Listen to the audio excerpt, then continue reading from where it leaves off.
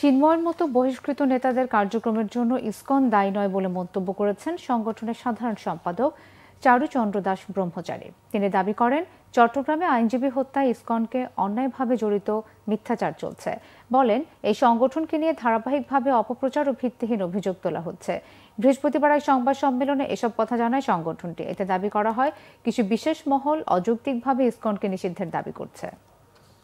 অনেক মাস আগেই প্রবর্তক শ্রীকৃষ্ণ মন্দিরের অধ্যক্ষ লীলারাজ গৌর দাস, স্বতন্ত্র গৌরাঙ্গ দাস এবং চট্টগ্রামস্থ পুণ্ডরিক ধামের অধ্যক্ষ চিন্ময় কৃষ্ণ দাসকে পদবী সহ ইসকনের যাবতীয় সাংগঠনিক কার্যক্রম থেকে অব্যাহতি দেওয়া হয় এবং উল্লেখ করা তারা সংগঠিত কার্যক্রম ইসকনের কার্যক্রম নয়।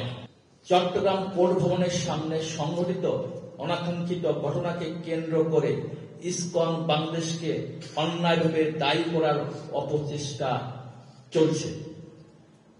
আমরা স্পষ্টভাবে জানাতে চাই যে এ ধরনের ন্যাক্কারজনক ঘটনা এবং চলমান আন্দোলনের সঙ্গে ইসকন বাংলাদেশের কোনো ধরনের সম্পৃক্ততা নেই।